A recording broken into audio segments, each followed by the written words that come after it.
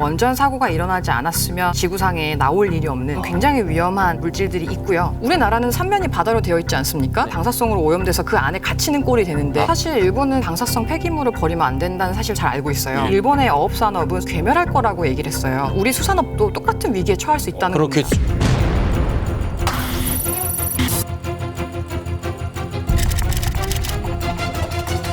いつまでも方針を決めずに先送りすることはできないことは事実であると。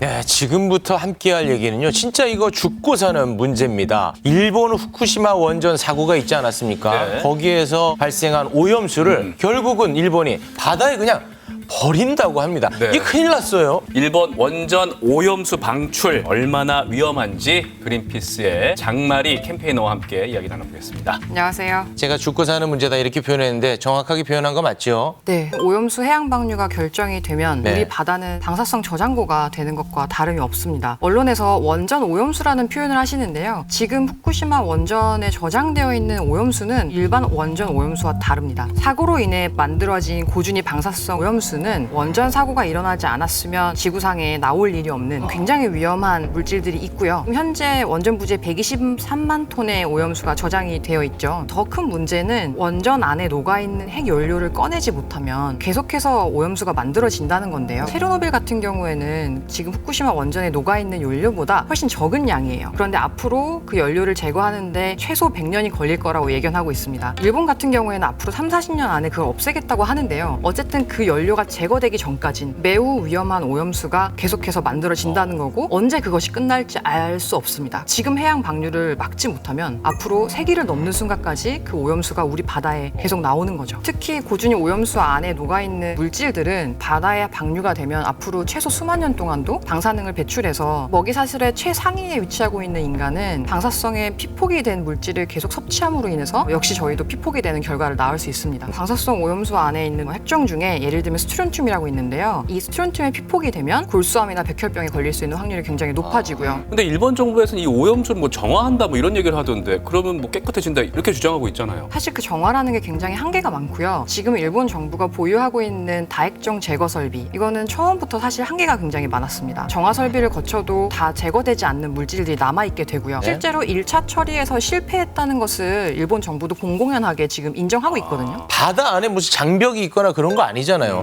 일본이 버리면 우리나라 바다 앞으로 올 거 아니겠습니까? 당연하죠. 일본이 뭐 자기들끼리 우리 버릴 거야 하면 버릴 수 있는 문제입니까? 실제로 그렇지 않습니다. 국제해양법약이라는 것이 있고요. 이 법약에 따라서 일본을 포함한 많은 나라들은 바다를 오염시키는 행위를 할 수 없도록 제한이 되어 있어요. 특히 이렇게 방사성 오염수를 해양에 방류한다라고 할 경우에는 인접국인 한국의 동의 없이는 이 일이 실현될 수 없는 것이 맞습니다. 네. 일본은 이 국제법을 알면서도 그냥 모르쇠로 일관한다는 거 아니겠습니까? 사실 일본은 누구보다 해양에 방사성 폐기물을 버리면 안 된다는 사실 잘 알고 있어요. 실제로 1993년에 러시아가 바다에 핵 폐기물을 투기하고 있었어요. 당시에도 그린피스가 배에 바짝 붙어서 방사성 폐기물을 투기하는 장면을 포착을 했고요. 일본 정부는 그 이후에 러시아가 더 이상 방사성 폐기물을 버릴 수 없을 때까지 굉장히 집요하게 국제 무대에서 러시아를 괴롭혔고요. 양자회담의 이 아젠다를 끌어내서 폐기물을 버리지 않겠다는 서명을 받는 것뿐만 아니라 당시에 이제 냉전 체계가 붕괴가 되면서 경제사회적으로 소련이 굉장히 가난하고 취약한 상태였다는 것을 10분 감안해서 물리적인 지원을 통해서 더 이상 바다에 핵 폐기물을 방류하지 못하게 했어요. 그것으로 인해서 국제법적으로 해양의 방사성 폐기물 투기가 제약이 되기 시작했고요. 그 사건이 사실은 한국도 국제해양법 협약에 비준하게 된 계기이기도 합니다. 아니 일본이 그렇게 적극적으로 막았던 나라인데 지금은 그냥 바로 방류를 하겠다는 입장이 입장 바뀌었어요. 아니겠습니까? 예, 예. 그 근거로 지금 오염수를 저장할 공간이 없다 이런 얘기를 하는 것 같은데 이것마저도 거짓이라면서요. 정말 거짓말이고요. 그린피스가 일본 현지에서 참여하고 있는 그 전문가위원회에서도 원전 안에도 혹은 바깥에도 오염수를 충분히 저장할 수 있는 북지가 확보되어 있다. 그러니까 이것은 뭐 경제적이거나 공학적인 문제가 아니라 정치적인 의지에 의해서 저장 부지가 더 이상 없다고 얘기를 하고 있는 거죠. 예, 정치적이라고 하면은 스가 총리 취임하고도 좀 연관이 있는 겁니까? 이건 비단 스가 내각이 들어서면서 발생한 문제가 아니라요. 방사성 오염수가 계속해서 양이 늘어나고 더 이상 저장할 수 없다라는 판단을 하기 시작했을 때부터